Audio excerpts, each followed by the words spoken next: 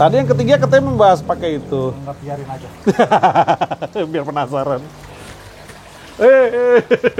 Bahas kesurupan. Di Bali kan kesurupan itu budaya ya.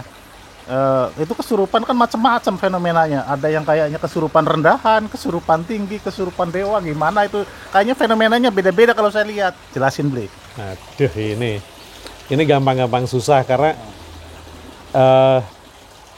di Bali kalau yang begini kita ngomongnya berdasarkan lontar ya, berdasarkan lontar. Sementara saya lontarnya itu udah lupa. Udah lupa, cuma ingat-ingat sedikit-sedikit ya. Ada istilah kesurupan bute istilahnya, Mas. Ya, kesurupan Kesurupan bute itu artinya makhluk rendah lah ya. Nah, itu biasanya kan kita bisa manifestasinya. iya, kita lihat aja orangnya kayak gimana. Biasanya dia teriak-teriak apa segala macam. Nah, kesalahan orang memahami tentang buta itu sendiri. Buta itu bukan cuman makhluk-makhluk itu, tetapi sifat dasar manusia yang serakah, yang iri, yang dengki itu juga namanya buta.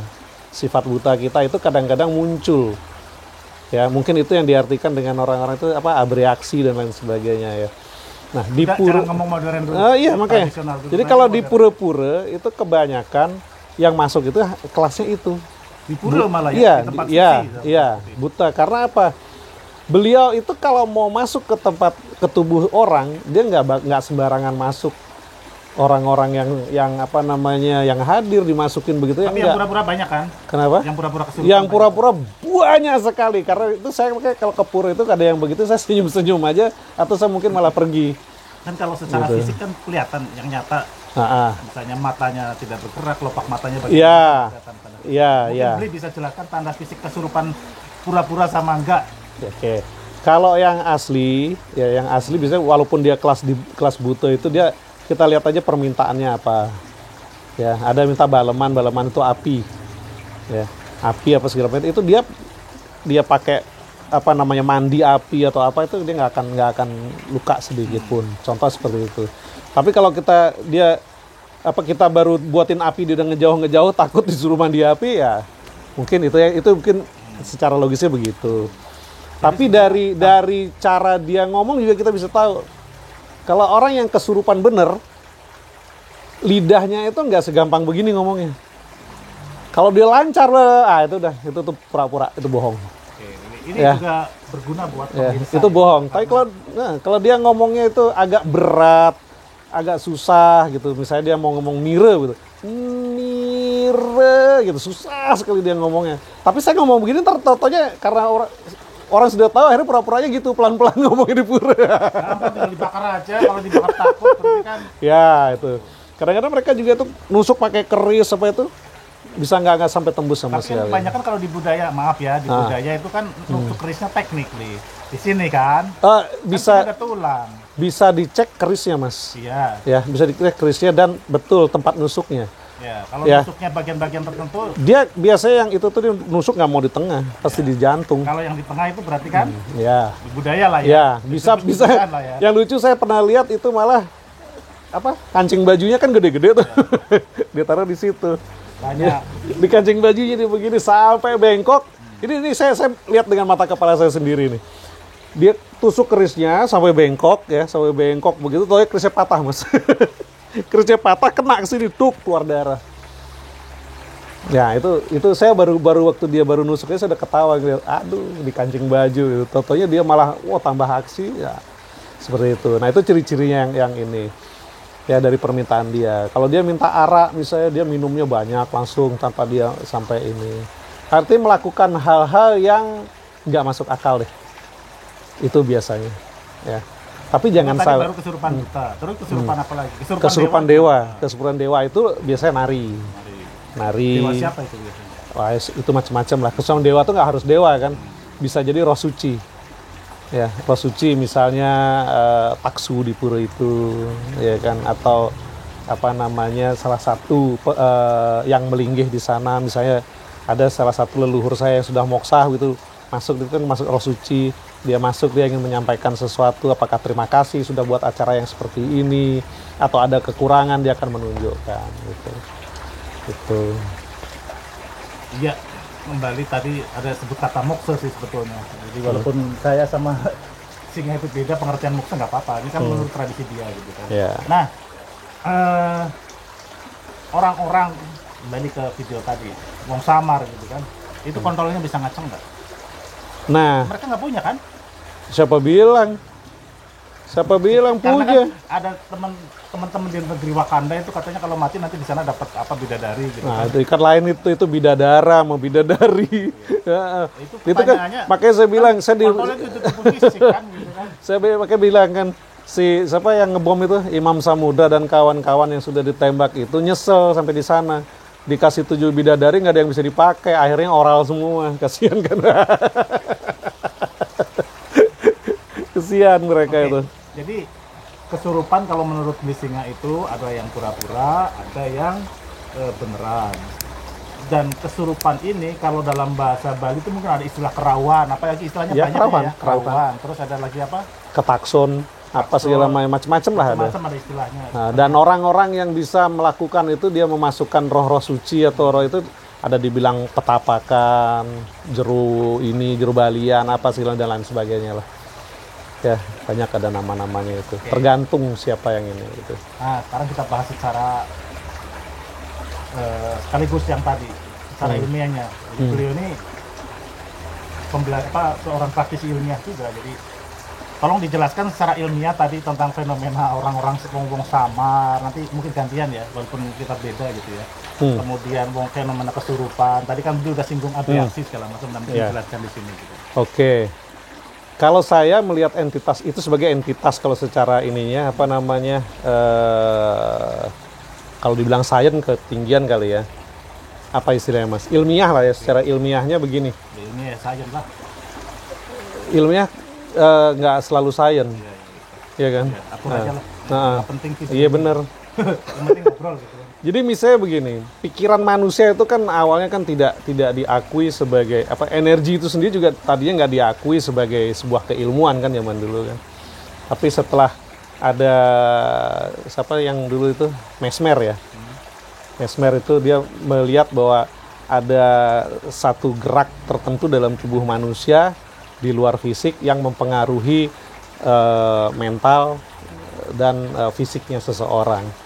Ya akhirnya setelah ada foto aura manusia dan itu yang dipakai untuk dasar bahwa energi itu ada begitu. Nah jadi entitas itu saya anggap sebagai sebuah energi Mas. Energi apa? Energi yang dihasilkan dari pikiran manusia. Oke. Ya contoh yang gampang aja misalnya Kanjeng Ratu Kidul. Ya dulu Kanjeng Ratu Kidul mungkin entitasnya nggak kekuatan dia nggak besar banget karena mungkin hanya 1-2 orang saja yang percaya itu ya tapi 1-2 orang ini punya jenana itu kemampuan ini Mas pikiran manusia ya dia bisa menciptakan bahwa Kanjeng Ratu Kidul itu memiliki kekuatan yang luar biasa sehingga orang itu berhasil sukses dan akhirnya dia mengajarkan sama orang-orang lain bahwa di sini ada Kanjeng Ratu Kidul yang akhirnya semakin banyak orang memikirkan dia maka semakin memadat energinya semakin kuat. Nah ini yang mempengaruhi. Jadi pikiran manusia itu makin sakti makin kuat karena apa? Semakin banyak orangnya. Itu juga fenomena kenapa dewa-dewa Romawi punah karena udah nggak ada yang mikirin. Ya? Iya. Jadi film itu bener loh. Itu masuk banget ke ini saya ya karena memang bener seperti itu adanya. Jadi Tuhan pun bisa punah kalau udah nggak ada pengikutnya. Tuhan tanda kutip ya. Iya Tuhan tanda kutip ya. Kalau yang sumber ya lain lagi ceritanya gitu kan. Nah, gitu. Itu Mas ya. Jadi kembali kalau menurut saya begini ya. Ini dari sisi yang berbeda. Kan nggak harus sama kan. Iya. Jadi Kalau hidup sama ya nggak enak. setiap kita itu mewarisi data, ya, mewarisi data. Ya. Dari leluhur terdahulu sampai hari ini leluhur yang di dalam diri kita datanya gitu ya. Dan itu ada di namanya biomemori kita, ya. Biomemori datanya di situ semua. Jadi makanya saya pernah menulis Di mana di tembok siapa nulis? temboknya Banyak yang nulis itu ya. Hanya orang Bali mudah sekali sebagian orang untuk melihat leak, melihat celulu, melihat wong samar dan lain sebagainya karena itu ada di data di dalam dirinya, di biomemorinya, itu kan yang diwariskan turun temurun dari leluhurnya, gitu kan. Misalnya orang Jawa bisa melihat kemamang, bisa melihat banak patis. Itu di Bali ada kumangmang juga loh. Ada ya. Kan Bali sama Jawa sebenarnya sama aja kan, gitu kan. Ya. Jadi menurut saya juga orang Bali sebetulnya orang Jawa guys, gitu kan. Ya, memang. Zaman itu. Majapahit sebelumnya bahkan sudah kesini banyak gitu, seperti itu. Ya. Nah, kita nggak usah bahas itu lah. Jadi sebetulnya sama lah gitu kan. Nah, karena ada memori, karena ada data di dalam biomemori manusia itu, dalam kondisi tertentu, ya mungkin dalam tanda kutip kondisi atau state pikiran tertentu itu bisa muncul, ya.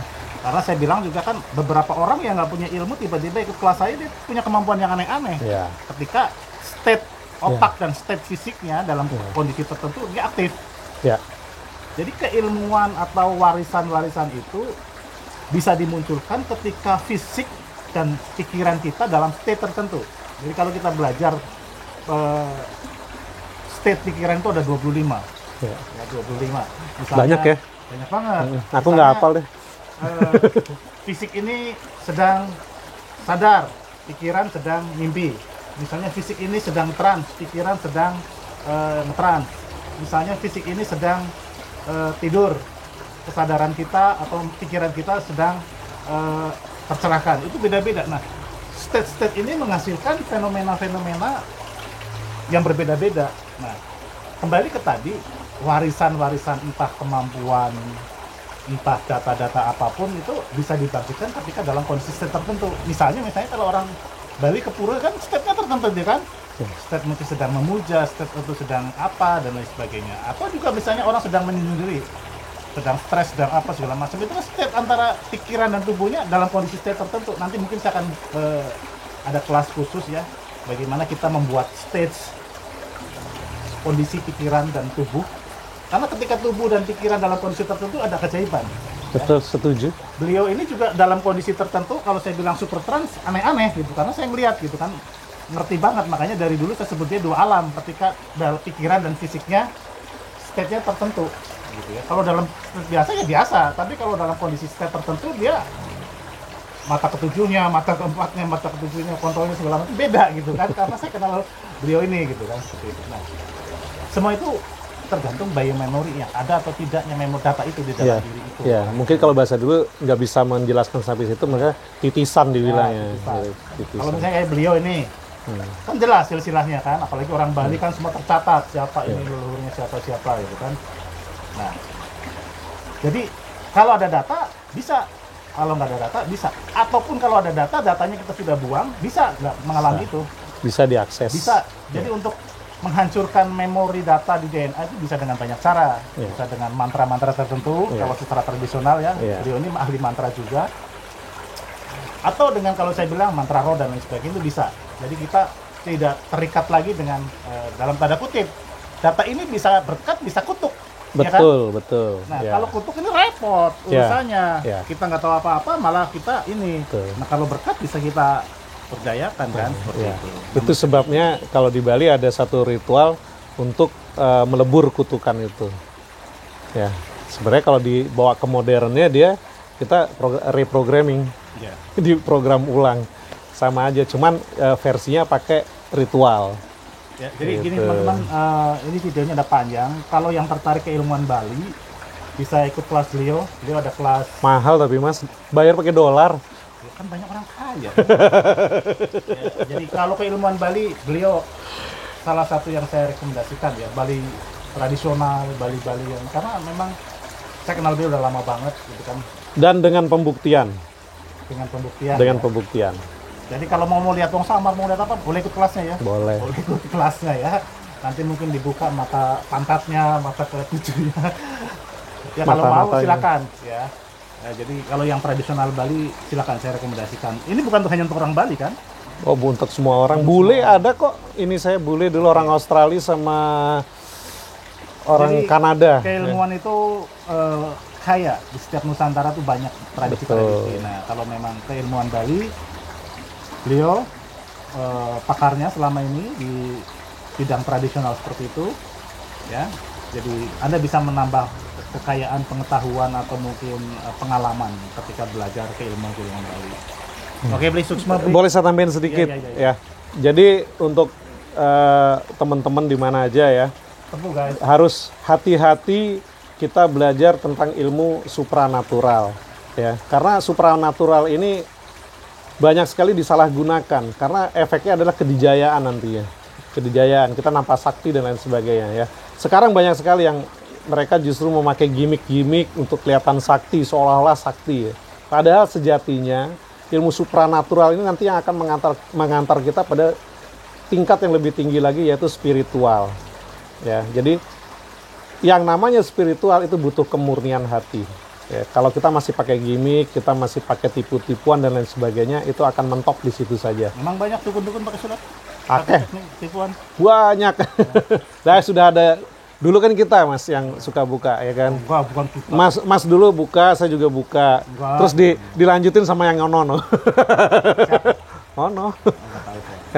Pelatihan saya kan super logika, ya kan, membongkar rahasia dan kebohongan paranormal. Mas dulu apa saya lupa, ya kan, bongkar kebohongan dan